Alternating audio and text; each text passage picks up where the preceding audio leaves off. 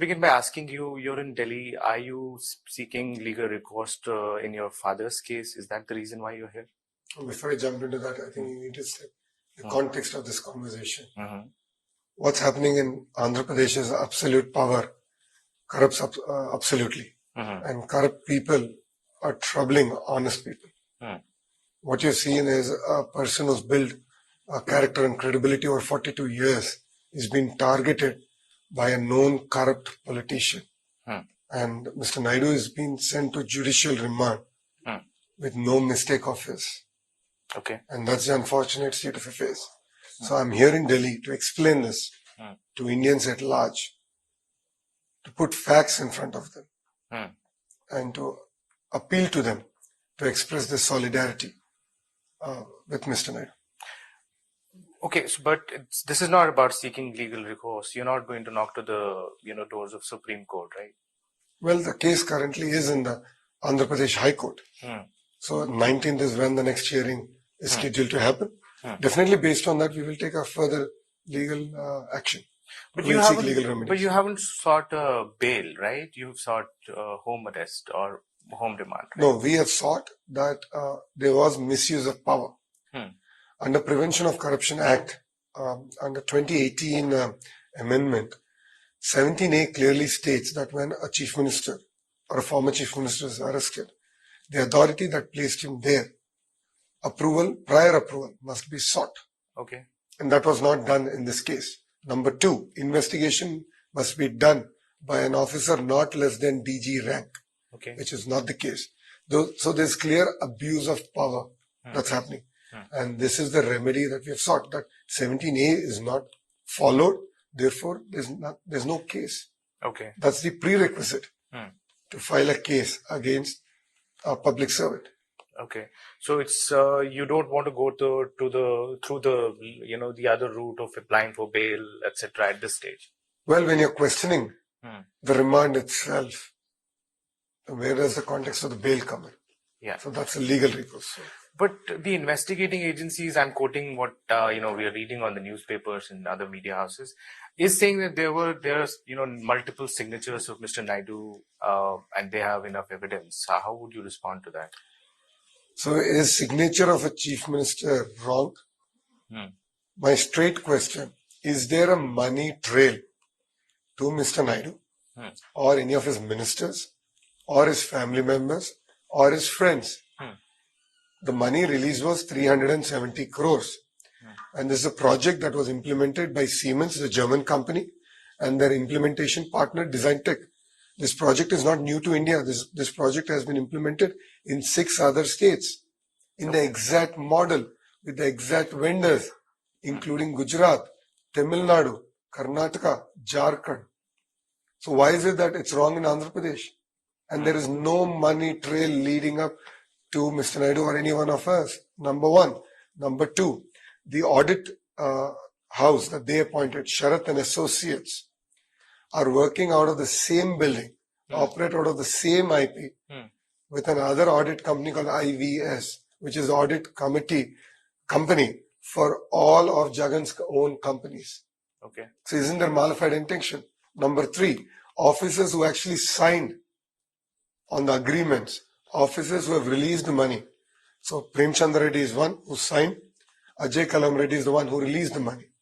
Both of them are not in the FIR. Why?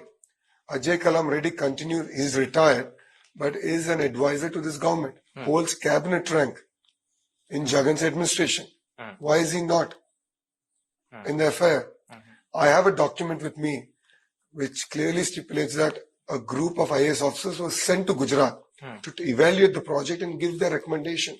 In that recommendation, they clearly stated that we should release money immediately to retain the German company Siemens' interest in this project. That's called concrete evidence. And I have all those. I have that facts in front of me and I'm willing to put it out. So are you trying to tell us that there was no scam at all, or are you contesting that your father is not involved? Categorically, I'm saying that there is no scam. The CID has been investigating this case for the last 2 years. They roped in ED to investigate the case. Everyone is out on bail. All the accounts are operational. And the modus operandi, which is Siemens, Design Tech and the state government 90-10 model, has been happening in other states also. Why is it a scam in Andhra then? Please explain this to me. And I have all the MOUs that Siemens and Design Tech entered with in other states. I have all those documents. Okay. So it's very clear that they wanted to target Mr. Naidu, and they've come up with some trumped up charges. Let me just come to that point. As you say that they wanted to target him. How has it been for you? We saw you were outside for many hours. You were not allowed to meet him. Tell us this experience. I mean, it's not just about I've been out for a few hours. I mean, you need to understand. Let's go back to 2019. I said absolute power corrupts absolutely. Jagan had an amazing mandate. He won 151 MLAs out of 175. That's a clear mandate to do good. And the first decision he takes is to destroy a public building on a pretext that it's illegal. It's not proven under a pretext. Since then, he's been targeting our leaders. He's been targeting the private sector, including cancelling power purchase agreements, driving out company, which is the highest taxpayer in Andhra Pradesh. Offending officials from Kia. So they've done everything to sort of drive out development from Andhra Pradesh. And close to 1,000 of our leaders are currently in various jails on false cases. I'm a Stanford MBA. 2019, before 2019, I did not have even one case. I've never seen a police station. Today I have 22 false cases against me. They have put an attempt to murder case against me. SC/ST Atrocities Act against me. What more evidence do you need? This is nothing but vindictive politics. Mr. Naidu has built a squeaky clean image over the last 42 years. I mean, look what's being done to him. What would be the reason why target him? Is there because he's the single largest threat to this tyrant government and to Jagan. He's the single largest threat. And Mr. Naidu has been in the field. I have been in the field. Amazing response. People are coming in huge numbers. And when Mr. Naidu was in middle of his yatra, they've arrested him. Okay. I just want to go back to your point that you made that you were a Stanford graduate. You've jumped into the politics. We keep hearing about your Padyatra and all. With this incident, does this, in a sense, make you even more stronger as a person, as a politician? It definitely makes you stronger, but the way it was done, I've known Mr. Naidu very well. And the reason I'm in politics is because of him. I believe in his vision. I believe in his ideology. Just to see such a person who has done so much work for his people, his state and the nation, being sent to prison on false and trumped up charges really did hurt me. It made my blood boil.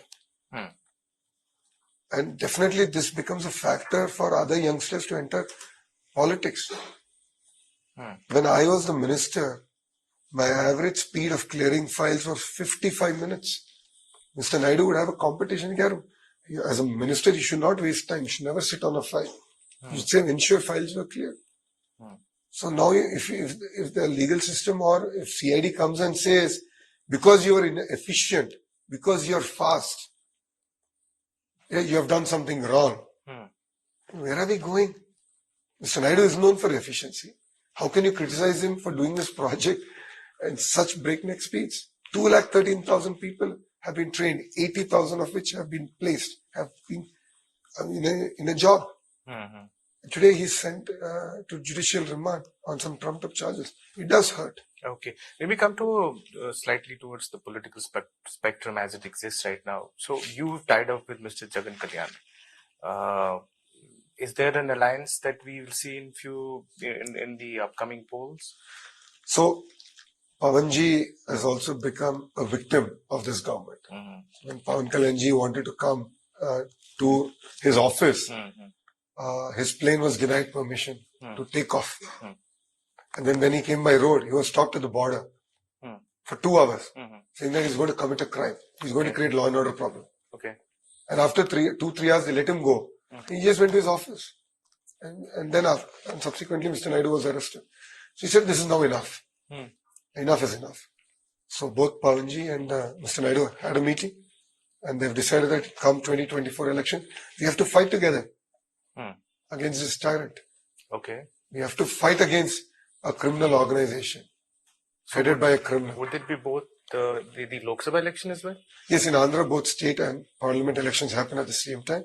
Okay. Together, we're going to fight both. This is an interesting equation because his party is part of the NDA. So would you also be part of the NDA?